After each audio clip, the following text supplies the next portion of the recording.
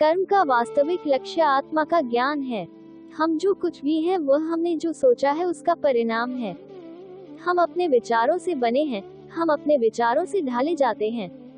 ऐसा कोई समय नहीं था जब मैं नहीं था, न आप, न ही इनमें से कोई राजा, न ही कोई भविष्य है जिसमें हम नहीं रहेंगे।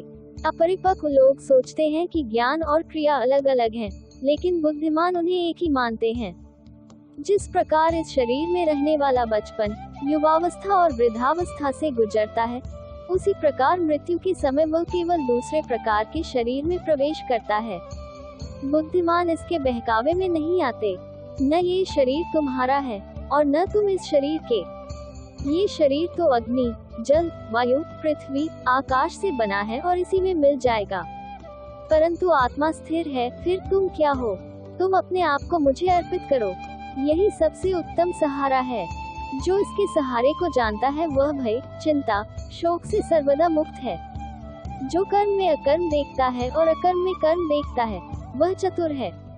इच्छाओं में कमी ही सुख की कुंजी है। कोई भी व्यक्ति जो अच्छा काम करता है, उसका कभी भी बुरा अंत नहीं होगा, चाहे यहाँ या आने वाले संसार में है। जो पहले विष जैसा लगता है, लेकिन अंत में अमृत जैसा स्वाद लेता है, ये सत्व का आनंद है, जो स्वयं के साथ शांति से पैदा हुआ है। उम्मीद ही आपको रिश्ते में कमजोर बनाती है। उम्मीद का जन्म आपके मन में ही होता है। शांत, नम्रता, मौन, संयम और पवित्रता, ये मन के अनुशासन है। सभी स्वार्थी इच्छाओं पर काबू पाना पर्याप्त नहीं है। स्वामित्व और अहंकार को वश में करना भी आवश्यक है, जिसे तुम अपना समझकर मग्न हो रहे हो।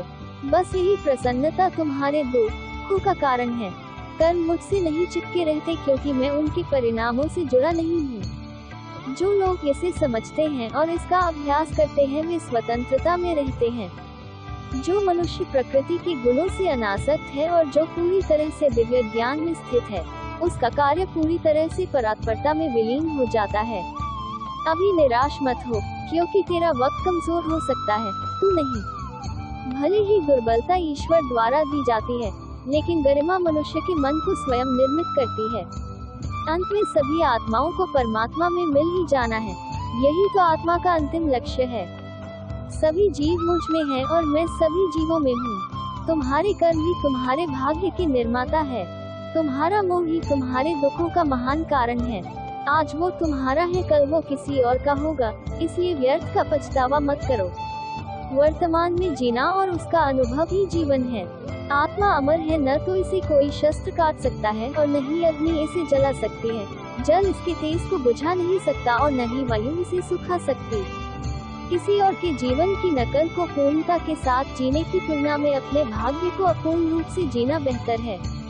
आप बुराई से कुछ समय के लिए बच सकते हो, लेकिन बुराई तो तुम्हें हजारों की भीड़ में भी तुम्हें ढूंढ लेगी, जैसे गायों की झुंड में बछिया अपने माँ को ढूंढ लेती है।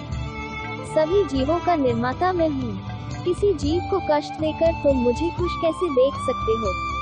कृष्ण का सेवक बनकर ही जीवन सफल होता है। चिंता नहीं, चिंतन करो। घमंड व्यक्ति को ले डूबता है।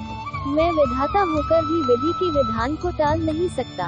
मन सफेद कपड़ा है, इसे जिस रंग में डुबाओगे वही रंग चढ़ जाएगा। उठो, श्री कृष्ण के चरणों का वंदन करो। लज्जा और अभिमान छाड़ दो, मन को निर्विकल्प कर लो और वृत्ति को सावधान करके हरि चरणों का वंदन करो।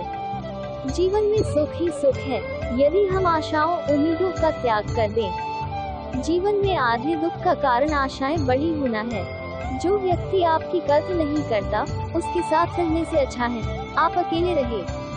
क्रोध की अवस्था में भ्रम जन्म लेता है। भ्रम बुद्धि को नष्ट कर देती है और बुद्धि के नष्ट होते ही व्यक्ति का पतन हो जाता है। मैं सभी प्राणियों को समान रूप से देखता हूँ। मेरे लिए कोई बड़ा छोटा, अमीर गरीब नहीं है। ना कोई मुझे कम प्रिय है, ना अधिक, लेकिन जो मेरी प्रेम पूर्वक आराधना करते हैं, मैं सदैव उनका हूँ। मेरा तेरा, छोटा बड़ा, अपना पराया मन से मिटा दो, फिर सब तुम्हारा है और तुम सबके हो। आपको अपना निर्धारित कर्तव्य करने का अधिकार है, लेकिन आप कर्म के फल के हकदार नहीं हैं। अपने कार्यों के परिणामों का कारण स्वयं को कभी न समझें और कभी भी अपने कर्तव्य को न करने के प्रति आसक्त न हों। आप अकेले आए हैं और अकेले ही जाना है, इसलिए खुद पर भरोसा करो।